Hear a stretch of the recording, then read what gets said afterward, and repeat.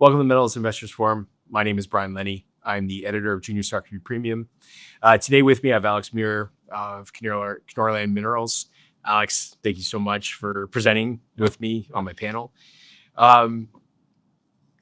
Amazing, probably last 2 months for the whole entire sector, but particularly for Kenorland, where I think the market is finally giving you guys some good recognition for the 4% NSR that you've got on Renault. Let's start there and talk about the value of that royalty in comparison to the other royalties that are out there in the space and what we've seen in deals in the past.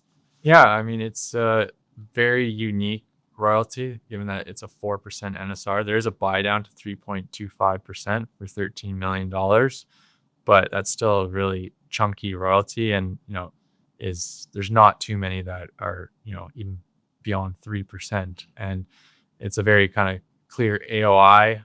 It's with a really good operator in Sumitomo Metal Mining that, intends on building a mine. And it's in a great jurisdiction. So it ticks off a lot of boxes to where, we want a royalty on a mine or potential mine. And, this is just a start with that mineral resource estimate, of 2.5 million ounces at 5.5 grams per ton with only 130,000 meters of drilling in the ground. So there's still a ton of exploration potential at Renault. And it's going to be of interest to, a bigger player down the road. So we're quite happy to have this asset in the portfolio. For sure.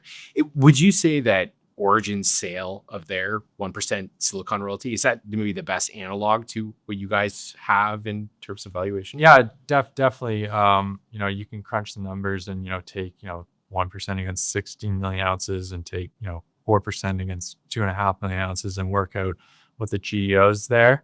And, it's not too, we think that Renault's bigger and, it in terms of GEOs, total GEOs and annual GEOs, it fits right up there. So, yeah. And, they're our closest peer. They're also another project generator. So I think that, that example shows of what might happen or what could happen, with that royalty. So We'll see. And, we saw, speaking, like you guys are a project generation company. You've got a number of JV projects out there. We saw Targa come out with their maiden drill results on Opanaca. This looks like it could be the beginnings of a new discovery. And then, of course, we've got South Uchi with Ornova. And that appears like we're going to, I guess it would be phase 3 drill program. Yeah. And is that slated for later on this year, or is that be hard to predict? That end of March. So there should be an announcement sometime in March commencing that program. So Ornova's intent on earning their 70% into that project. So that's fantastic. Yeah. And what would be? Are they going to go public too? Because right now they're private. Yeah, that's the plan. They I think got the listing approval. I think there's whole boxes you have to tick and all that. So it's that's their intention, and I think that will happen pretty soon. Yeah, that's fantastic. And for someone like me, I think for any investor, when a private company that's JV to project wants to get their full allocation and they're going to go public, that tells me that they are pretty positive on what the future might hold.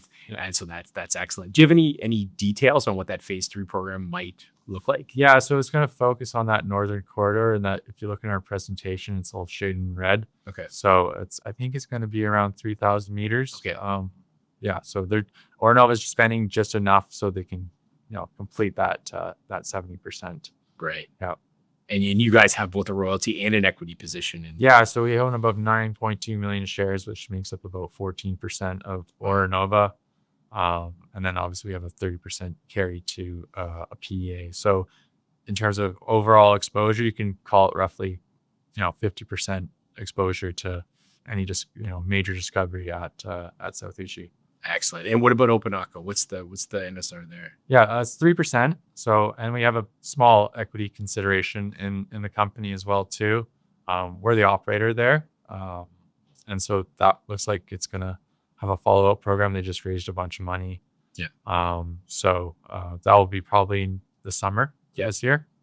And so it's really exciting. We're kind of on the cusp of discovery. So I think that's what keeps yourself involved in the company and other investors, is that we're always on the cusp of another discovery. Yeah. We also have West Wabigoon as well too, which we option out to Centerra. There'll be a drill program there in Q2. And we're really excited about that as well. And we're constantly staking new projects and pushing the pipeline forward. So there's always something coming down the road with Kenorland. There's it never goes stale. No, it's excellent. And especially when you have the underlying value. And I would say you're selling for less than an underlying value, locked up with that Renault discovery and that 4% NSR. When you've got your value underpinned by something like that, and you get everything else for free. Personally, these are the situations that I love to be invested in. Maybe talk more about the Atlantic project in New Brunswick.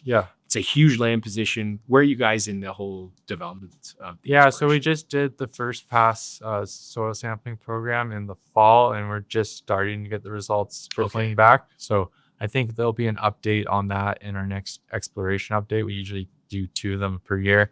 So that I think we'll put that out, sometime in Q2. We'll do that exploration update with what's going on at Atlantic. Okay.